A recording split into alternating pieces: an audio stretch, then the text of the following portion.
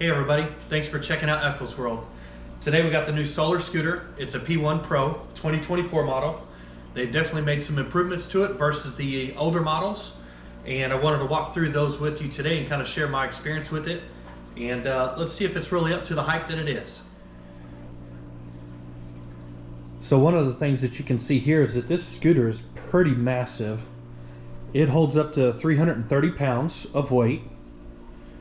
It's got a motor in the front that's 2,000 watts, and it's got a motor in the back that's 2,000 watts. So total, this thing has 4,000 watts of power.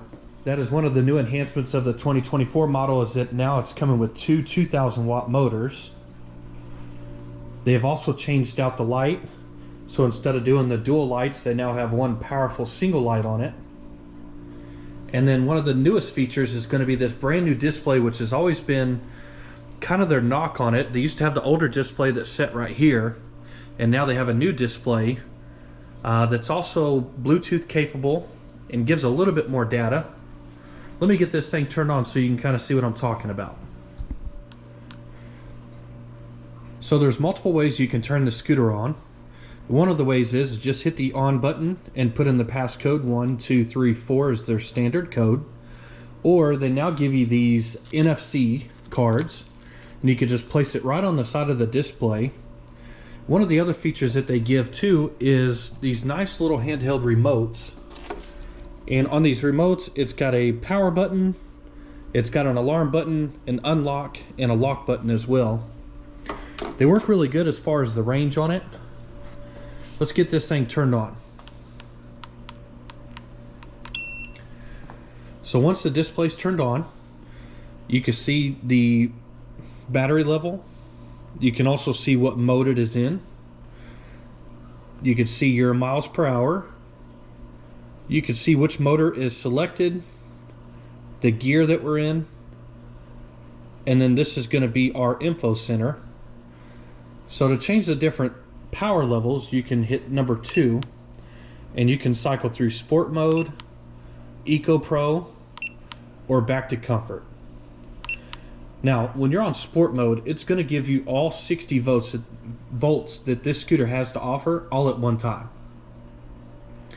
The next thing is going to button 3. Button 3 is going to change your information center. So this says the current trip is 0. It'll show you what the battery life looks like, how many amps. Once you twist the throttle, it'll give you a real-time read of the volts and amps that it's providing, a time, and then this right here is going to let you know if there's any errors that are popping up on the motor or through the computer system. So initially when I set this new display up that I'd got in the mail, I was getting an error code 05, which basically was just saying that there was a fault between the motor, the computer, and the throttle, and I was able to get that resolved. I'll explain that here in a little bit. And then of course here we're just going back to trip. So far we've put 8 miles on this scooter. Button 4 is going to change your motors. So right now it's currently on the back. You can go front, or you can go front and back. And then button number 5 is going to take you to the gear selector, which is 1, 2, or 3. Now, as I initially said before, when I got the scooter, it wasn't working. It was given an error code 005. And so one of the things that I found was that if you press and hold the 3 and the 5 button together, it now takes you into a parameter screen. And in the parameter screen, you can look and see this is like display brightness. This talks about your miles.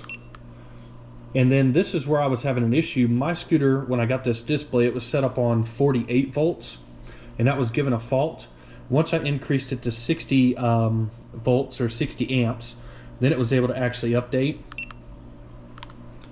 All right, so back here into the settings screen, you can scroll through the different parameters.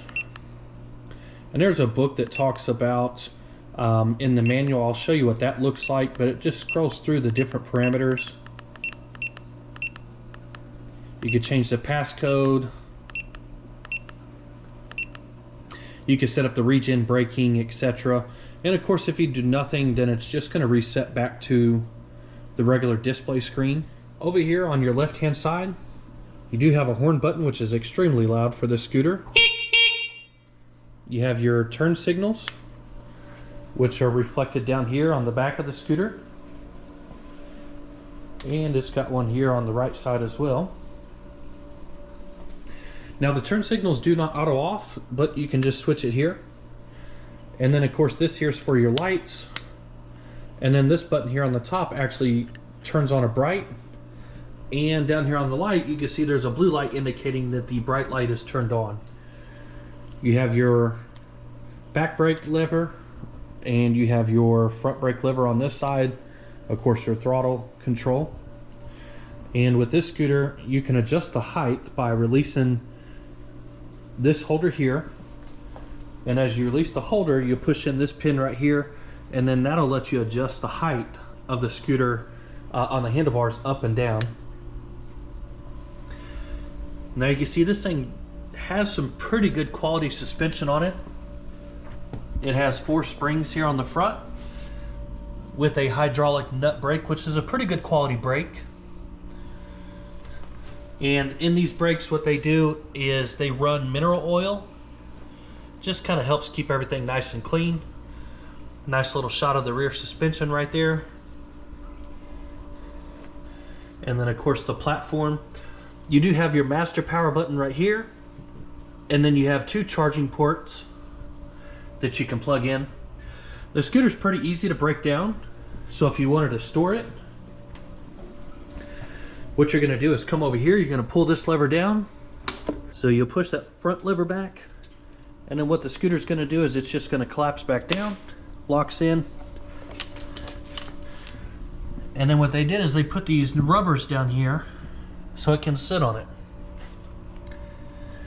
And of course, if you just want to reopen the scooter, just hold down the tab here. And then as you hold down the tab, you're going to pick up on the front. You're going to hear it lock in. Be sure that you put your kickstand down. And then grab this lever right here, which is going to lock in the front. And then you're good to go. Now one of the neat features about the scooter too is it does have a rear brake light. And so if you do squeeze the brake lever, you will see it has a quite little hesitation, but it does blink, and then as soon as you let go, it's ready to go. Now also on your display screen here, when you hold down the brakes, you will see that there is a caution light that comes on. It seems like it's just standard with the scooter, with the way they have it programmed. No need to be alarmed if you have it on yours. Now let's talk about what we got in the box today. So in the box, they did supply us with a tool set, which was really nice. It folds over, compacts, pretty nice and neat. They did give us a manual. And inside this manual, it does show the updated version of the scooter. However, it has the older display right here that you can see versus the new display. When you open up the manual, and you flip through the pages, right here it's going to show the parameters that I was mentioning earlier when you hold down that 3 and 5 button, and that gives you all the different parameters that you can adjust with the scooter. And then it talks about how to go into display mode, and then right here it talks about the different fault codes. So earlier I was getting that code 005, which said voltage failure, and that was just because the display that was sent to me in the mail was on 48 volts instead of 60. This does show kind of their new display, what they have going on, as well the scooter. And then it just gives you step-by-step instructions on how to fold the scooter, how to make sure that you're locking in those handlebars so that way you don't have an accident. It talks about riding operation, the battery and the charger, and then of course you can see here what the specs of the scooter are and the parameters. So we should get a max range of 50 miles on it, and then it should have a top speed of up to 50 miles an hour. The scooter weighs 75 pounds, which it is a heavy scooter for sure. and the tire size says 10 inch. I did go with the street tires on this one. I did not go with the off-road ones, but you do have an option to go with the off-road. They did supply a wrench, the key fobs that I showed earlier, the battery charger. So I wanted to talk a little bit more about this display here. I was really concerned when I opened the box from the scooter. It actually sat on the floor for about a few days before I got a chance to unbox it. And immediately when I peeled the plastic cover off the display, I could immediately see that it was cracked. When I turned it on, you couldn't read anything on the screen whatsoever. So what I did is I reached out to Solar via email, and then I also called them. The great thing is their customer service through this whole process has been beyond what I could even hope for. They were fast to respond. Immediately when I called, the phone only rang, I think maybe 3 rings, and then someone answered. And then that gentleman said, hey, I got your email here. I just responded to you. We apologize about that. I'm going to send you a new display. I was asking for them maybe if they could send it overnight, and he said they couldn't send it overnight, but that was on a Wednesday. I did get the display on Saturday, and this is right before Christmas. So as we know, with shipping times and everything with the holidays, that's a pretty fast turnaround. Now, when I got this new display in this one here that's on the scooter right now, it looked like it was used as well. You know, like I said, when I initially plugged it in, it wasn't working with the scooter. It was set on 48 volts. And then it had a lot of scratches on the screen. The plastic cover was missing. So I reached back out to Solar Scooters, and they wanted a few more photos, just wanted me to verify that there wasn't a plastic cover on the screen.